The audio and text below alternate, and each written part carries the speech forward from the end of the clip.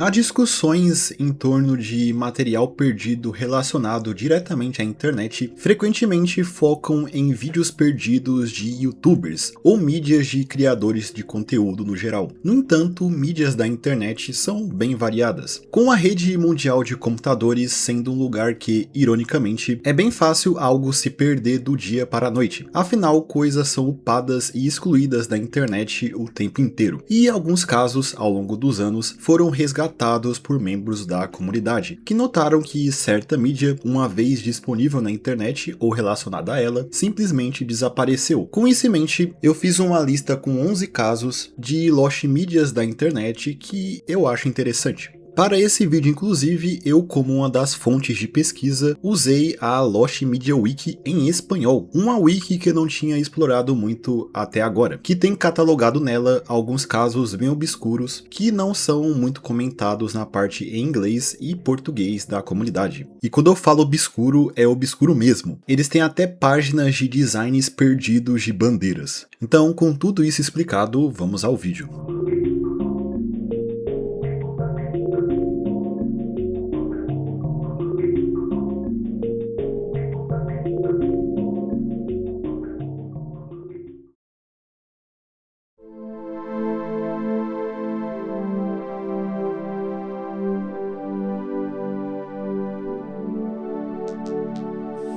Trotes do Acerola. Esse é o nome pelo qual ficou conhecido uma série de trotes por telefone que foram feitos e gravados no final dos anos 90 por Rafael Roda, conhecido como Acerola, que após serem disponibilizados na internet lá no início dos anos 2000, ficaram bem populares. Talvez você não tenha ligado os nomes, mas um desses trotes ficou extremamente famoso na época e se tornou um dos memes mais clássicos da internet brasileira, que você provavelmente, se for um pouco mais velho, já ouviu em algum momento. No caso, o trote do Antedigmon.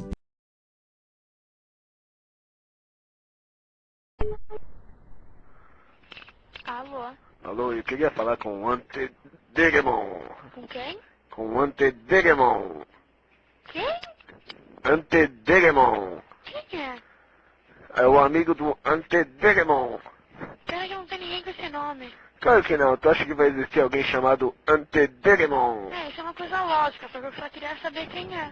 É aqui? É o amigo do Antedigmon. Esses trotes eram publicados em um site de um amigo do Acerola, chamado Lomax, onde eles podiam ser baixados. No entanto, ao passar dos anos, apenas um único trote sobreviveu na internet, justamente o Antedigmon, por ter viralizado e ter se tornado um grande meme na época. Havendo, porém, uma captura salva no Wayback Machine, mostrando a página com todos os trotes disponíveis para download. Havendo nessa lista outros trotes como o Homem que Vende Cigarro, Papa Pizza e dos Cavaleiros do Zodíaco, mas que não pode ser baixado através dessa captura. E o site original também já foi derrubado há muito tempo. Em 2021, o youtuber Não É o Marcos fez um vídeo comentando sobre o caso dos trotes do Acerola, trazendo visibilidade para essa lost media. Inclusive, pessoas comentaram nesse vídeo dizendo conhecerem os envolvidos nesses trotes, com alguns outros dizendo terem os arquivos salvos. No entanto, só foi em 14 de abril de 2023 que a maior parte dos trotes do Acerola foram recuperados, graças a um usuário do Reddit chamado Marcelo W. Ares, que disse ter muitos áudios salvos, disponibilizando eles no Google Drive. Marcelo só não conseguiu disponibilizar 3 trotes, todos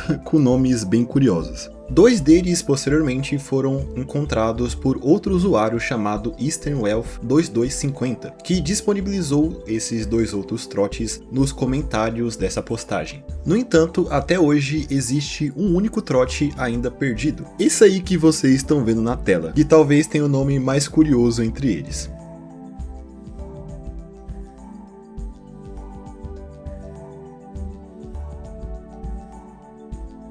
A primeira edição da Wikipedia. A Wikipedia é um site que dispensa apresentações. sendo um dos sites mais importantes e visitados na internet que até rendeu 2 icebergs para o canal. A Wikipedia foi criada em 15 de janeiro de 2001. Se acreditava que a primeira edição feita dentro da Wikipedia foi em sua página inicial, onde um editor anônimo escreveu a frase "Essa é a nova Wikipedia". Porém, segundo um dos cofundadores do site, o Jimmy Wales, existiu uma edição anterior na homepage da Wikipedia que exibia a frase "Hello World" ou "Olá Mundo". Essa primeira edição teria sido feita pelo próprio Jimmy. Por muito tempo, na verdade, se acreditava que a primeira edição da Wikipedia foi a criação de uma página em 16 de janeiro, um dia depois da fundação da Wiki, que tinha esse título com 3 U's. Essa página listava 3 países que o nome começava com a letra U. Porém, em 2019 foi descoberto que no dia em que o site foi criado, um usuário anônimo editou a página inicial colocando o texto "This is the new Wikipedia". Isso foi descoberto pelo desenvolvedor Tim Starling, que encontrou a edição que foi feita por esse usuário se utilizando de um servidor da Boomis. Nesse mesmo ano, o Jimmy Wales foi apresentado a esse caso da primeira edição, com ele afirmando que, na verdade, a primeira edição do site foi feita por ele no dia da fundação da Wikipedia. No entanto, essa edição não aparece nos arquivos do site e não foi encontrado nenhum vestígio dela em servidores ou coisa parecida. Afinal, segundo o próprio Jimmy Wales, essa edição foi deletada pouco tempo depois. Logo, encontrá-la é praticamente impossível. Logo, a única evidência que a primeira edição da Wikipedia foi essa Hello World é o relato do cofundador, tornando ela uma mídia de existência não confirmada.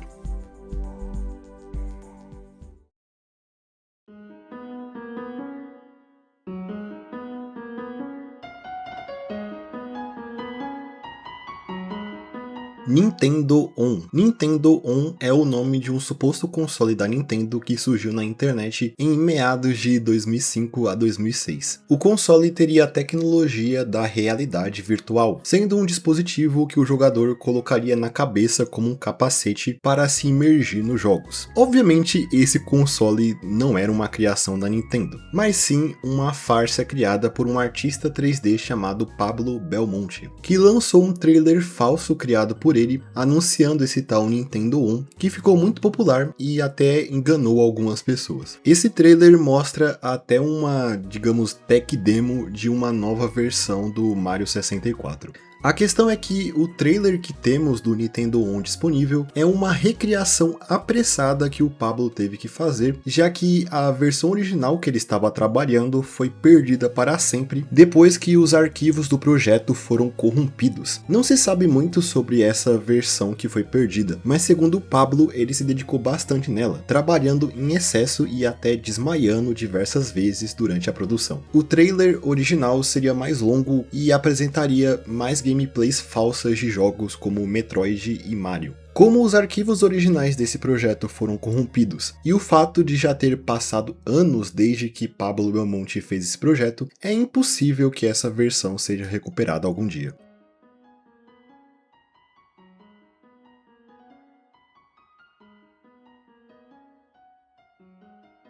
Smoochie. Smoochie era um site brasileiro onde era possível os usuários publicarem seus próprios mangás e HQs. O site existiu por poucos anos, de 2016 até 2018, quando foi encerrado. Com isso, a maioria dos mangás que eram publicados lá foram perdidos. O site, inclusive, apareceu em um vídeo do youtuber Gemaplis, lançado em 2017, chamado Lobisomens contra Funkeiros e Outras Histórias Geniais, onde ele lê alguns quadrinhos de qualidade questionável no site. Eu mesmo tenho uma história com Smush. Se você me acompanha em outras redes, você sabe que eu costumo publicar alguns desenhos de vez em quando. E dá para dizer que eu aprendi a desenhar criando histórias em quadrinhos inspiradas em animes e mangás lá para 2015 e 2016. Inclusive, o último mangá que eu produzi foi um one-shot chamado Bad Harvest, que eu fiz lá em 2021. Eu era uma das pessoas que publicava mangás autorais nesse site. Na verdade, eu comecei a postar mangás lá quando o Smooth tinha outro nome, em 2015. Anteriormente, ele era chamado de Up Mangá. Com esse nome, parece que o site existia desde 2009, com ele se tornando Smooth em algum momento na segunda metade de 2016. Até mesmo esses mangás que eu fiz e postei por lá podem ser considerados mídias perdidas, já que eu só tenho os rascunhos que eu fazia em folhas A4 antes de digitalizar e pintar no PC. Essas versões finalizadas possivelmente se perderam para sempre. Hoje existem outros sites que têm essa mesma proposta, como é o caso do Flip-Thru. Mesmo que a comunidade, pelo menos na minha percepção, esteja bem diferente do que era durante essa época, que ficou na saudade.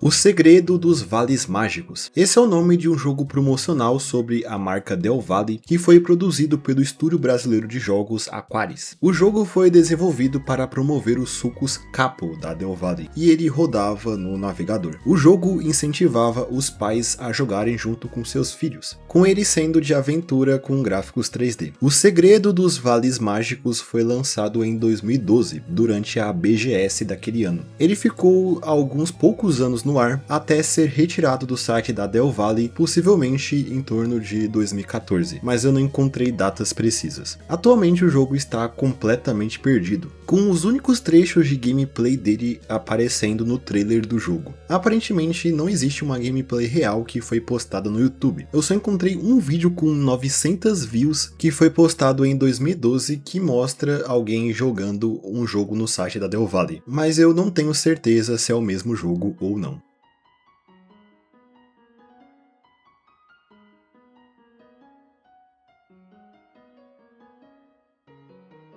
Mundo Tunics. Esse é mais um jogo de navegador que, a partir do momento em que ele foi retirado de seu site, se tornou perdido. O Mundo Tunics era um jogo social da Cartoon Network que se baseia na identidade visual que o canal tinha na época aqui na América Latina. Afinal, os Tunics só existiam aqui. Na América do Norte e provavelmente em algumas outras regiões, os mascotes dessa época da Cartoon eram os Nudes. As duas identidades eram um pouco parecidas, elas tinham basicamente a mesma proposta, de serem uma tela em branco que incorporava os personagens dos desenhos que passavam na época. Mas os designs dos Nudes e dos Tunics eram diferentes, como vocês podem ver. Nesse jogo você poderia customizar o seu próprio Tunics, criar um quarto e interagir com outros jogadores em um mundo virtual, ou seja, um dos milhares de jogos parecidos com o Clube Penguin que existia na época. O jogo era hosteado no site latino da Cartoon Network e ficou de pé até junho de 2020, pelo menos segundo a Lost Media Wiki. Se esse dado for verdade, o Mundo Tunics ficou de pé por quase uma década após o fim da identidade visual, e desde então não é possível mais jogá-lo, restando apenas algumas poucas gravações dele no YouTube. E uma coisa estranha é que em seu artigo da Lost Media Wiki, o Mundo Tunics não possui uma classificação exata, sendo catalogado como desconhecido. Acho que esse é o único artigo que eu me deparei que tem essa classificação.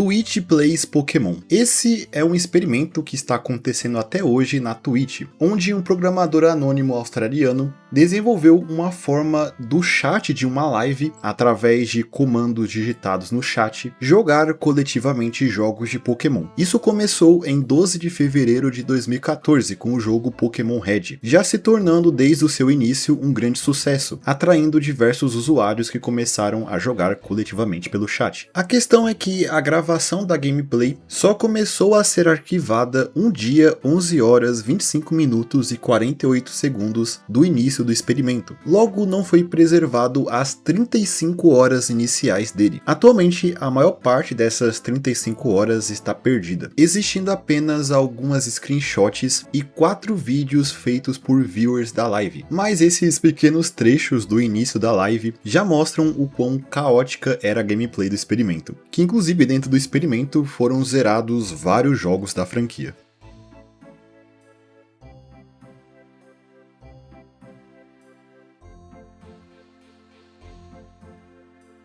A primeira fanart do Zaiko. Um dos fenômenos mais interessantes dentro de fandoms, na minha opinião, é o caso do Dragon Ball AF, uma continuação da franquia Dragon Ball feita por fãs que surgiu durante os anos 2000 e tinha como proposta criar novas histórias após os eventos de Dragon Ball GT. Dentro das fanfics que formaram o Dragon Ball AF, foram criados novos personagens e novas transformações. E a mídia mais conhecida e referenciada dentro dessa ideia foi um mangá doujinshi que foi feito por um artista japonês conhecido como Toyotaro, que atualmente é o artista que desenha o mangá oficial do Dragon Ball Super. Entre os diversos personagens que surgiram dentro do conceito do Dragon Ball AF, existe o personagem Zaiko, às vezes também conhecido como Shikor, que tem um design bem característico. O Zaiko que conhecemos hoje foi moldado dentro do mangá criado por Toyotaro, onde o personagem era um vilão dentro da obra, sendo um filho de Goku com a Kaioshin do Oeste, que o concebeu após roubar uma amostra de DNA do Goku. Mas apesar de ter se consolidado no mangá de Toyotaro,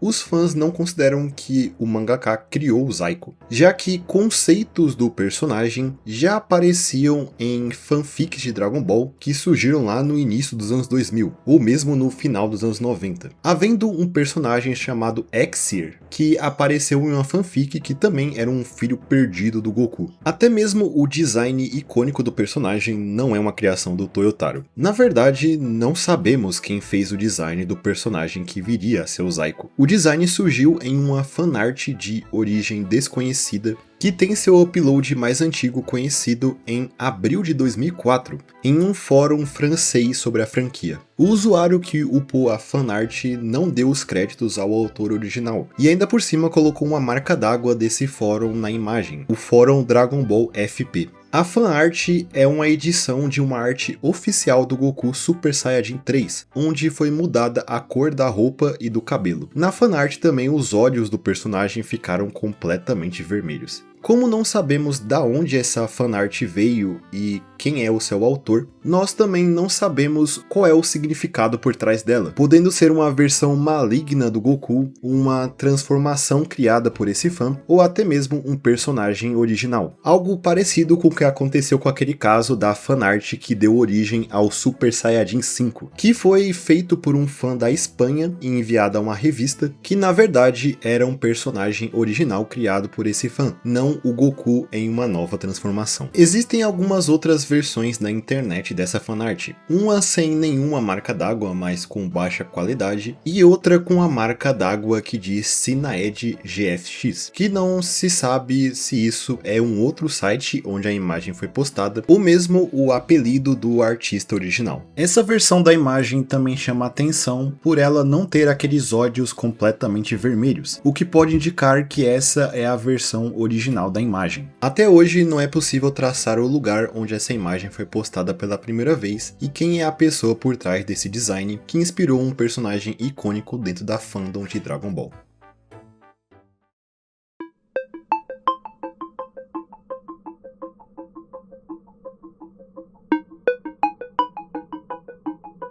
O anúncio do Cinemark dos memes. Ok, esse é um daqueles sobre uma pessoa relatando uma memória sua em relação a uma mídia que ela viu há muito tempo, mas não consegue encontrá-la, restando assim apenas uma descrição dessa tal mídia misteriosa. Esse relato em específico pode ser encontrado tanto no Reddit como nos fóruns da Alosh Media Wiki, e que foi feito pelo usuário Edward Hardley. Nesse relato, ele diz que quando ia no cinema pela rede Cinemark, entre os anos de 2009 a 2011, ele via um anúncio anúncio que era exibido antes dos filmes. Esse anúncio em específico era um daqueles que pedia para os espectadores desligarem os celulares para não atrapalhar a sessão, algo que é comum até hoje na maioria dos cinemas. Esse em específico, segundo a descrição de Edward, começava com um homem usando o seu celular antes de entrar na sala de cinema. Mas antes de entrar, ele olha para trás e diz algo como: "Vocês têm que esperar aqui fora". Logo, o comercial mostra que atrás desse homem haviam alguns memes que eram muito populares durante esse período. O OP só lembra de 3 memes que apareceram nesse anúncio: a laranja irritante,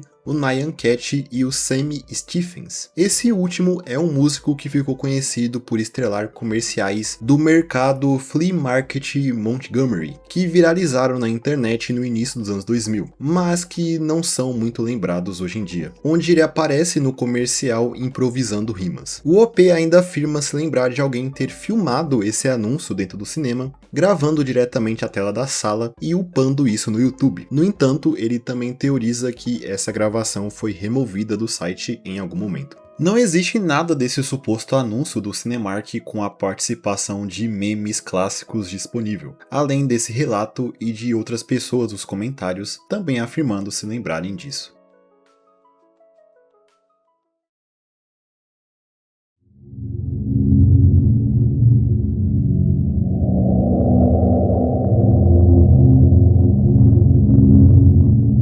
O site do Saddam Hussein. Saddam Hussein controlou o Iraque de 1979 a 2003 e teve um mandato marcado por repressões internas. Como é esperado, no final dos anos 90 e início dos anos 2000, ainda sob seu governo, a internet no país era bem limitada, tornando seu acesso pelos iraquianos bem difícil. No entanto, o governo tinha planos para a internet e queria se introduzir nela. Nesse cenário, em 1997, o governo iraquiano, junto de uma empresa de telecomunicações local chamada Naji Computer Services, colocaram no ar um website do Saddam Hussein em comemoração aos seus 60 anos. Esse site, que levava o seu nome, era um local onde seria possível enviar e-mails ao Saddam Hussein. E dentro do site, segundo relatos, também poderia se encontrar uma curta biografia de Saddam e fotos de pontos turísticos do país. O site, aparentemente,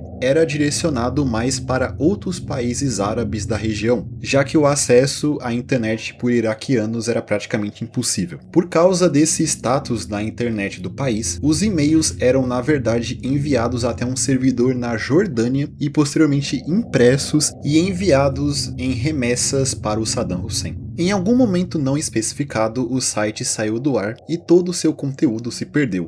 Dá para encontrar facilmente o link que levava para o site, mas como ele caiu, o domínio hoje não leva para lugar nenhum. E também esse site nunca foi salvo no Wayback Machine. E só sabemos que esse site existiu em algum momento por causa de reportagens da época.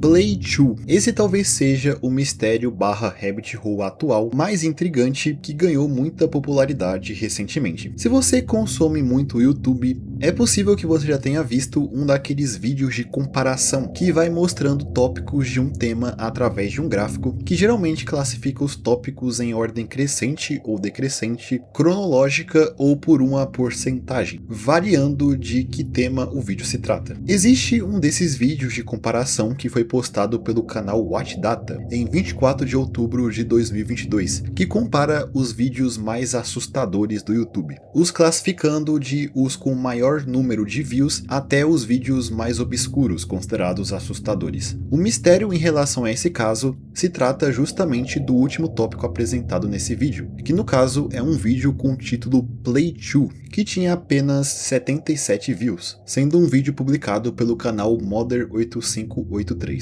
O Watch Data dá uma descrição bem vaga e enigmática para o vídeo, sendo ela a seguinte: o usuário Modder8583 entrega ao espectador espectador um alerta que o pior ainda está por vir. No vídeo também é apresentado um frame desse vídeo misterioso que mostra a mão de uma pessoa acendendo um isqueiro, que era a thumbnail desse vídeo. Pouco tempo após esse vídeo do WatchData ser lançado, o canal Modder8538 foi excluído do YouTube, e com isso o vídeo Play2 também se perdeu. Devido ao vídeo ter menos de 100 views pouco tempo antes de ser excluído, não existem reuploads dele disponíveis na internet, algo que levanta o questionamento: o que o vídeo tinha para que o WatchData fizesse aquela descrição tão desconfortável? Bem, com essa pergunta a internet começou a se mover para tentar resolver esse mistério, e algumas descobertas foram feitas. Apesar de ser um canal muito obscuro, a página do Modder8538 foi salva no Wayback Machine em 2020. Nessa captura feita no dia 8 de novembro, o vídeo mais recente do canal era justamente o Play2, que havia sido publicado 5 anos antes, indicando que o vídeo possivelmente foi upado em 2015. Nessa página salva podemos ver outros vídeos que esse canal postou, e também descobrimos que o Play2 pode ser uma espécie de continuação de um outro vídeo misterioso, que foi postado um tempo antes e é chamado apenas de Play. Mas uma coisa bem estranha é que pouco tempo após o canal do Modder8538 ser deletado, o Play2 foi reupado em um site chinês chamado XBBX, por um usuário chamado FalseroTrue. Porém, pouco tempo depois o vídeo foi excluído desse site também. No entanto, a sua página continua de pé e nela podemos encontrar a descrição dele ainda disponível, que diz, em tradução do chinês, do usuário do YouTube Modder8538. É apenas um vídeo que parece comum. Originalmente tinha pouquíssimas visualizações, mas por algum motivo foi incluído como um vídeo de terror e acabou entrando numa estatística como o menos assistido. Porém, por causa dessa estatística, o número de visualizações do vídeo disparou. Essa descrição ainda não dá uma noção exata sobre o que o vídeo se trata, mas nos dá uma pista sobre o possível motivo do canal Modder8538 ter sido excluído. Como ele foi mencionado em um vídeo de um canal popular, algumas pessoas possivelmente foram atrás do vídeo, aumentando o fluxo de views em seu canal, o que pode ter feito o seu dono, por não ter gostado de ter seu canal descoberto, ter excluído ele. Ou mesmo, segundo algumas teorias, o vídeo Play2 ou algum outro vídeo disponível nesse canal ter conteúdos considerados gore, que por sua obscuridade conseguiram passar pelos filtros do YouTube. Mas quando ele foi finalmente descoberto, a plataforma baniu o canal por causa desses conteúdos pesados. Com o avançar das buscas ao redor do vídeo, foi encontrado uma thumbnail de um outro vídeo do Modder8538, que mostra uma boneca sentada em uma cadeira. E depois se descobriu um outro site chinês comentando sobre o Play2, que havia publicado 2 fotografias editadas de uma mulher que supostamente aparecia nesse vídeo. É muito estranho ver que esse canal tão obscuro no YouTube está de alguma forma relacionado a sites chineses na internet. Com a popularização do caso também se criou um subreddit chamado Modder8538 para concentrar as buscas nesse caso. Lá finalmente encontramos descrições detalhadas do que acontece no vídeo, que foram pegas de relatos de pessoas que dizem terem visto o vídeo em seu reupload. Essas descrições variam, mas muitas delas têm coisas em comum. É dito que o vídeo começa com a palavra hello escrita em branco em um fundo preto. Após isso, o vídeo corta para a cena que vemos na thumbnail do vídeo e que é o único frame sobrevivente dele, uma pessoa tentando acender um isqueiro. Após alguns segundos, o vídeo corta novamente para uma tela preta com os escritos "Eu vou fazer isso". E o vídeo acaba com um jumpscare, como um clássico vídeo da internet antiga. Essas descrições possibilitaram que alguns usuários fizessem recriações do vídeo, para ter uma ideia melhor de como o vídeo era. Mesmo assim, o Play2 e todo o conteúdo do canal Modder8538 permanece perdido, e as intenções por trás dos seus vídeos e o motivo exato para a exclusão do seu canal permanecem um mistério.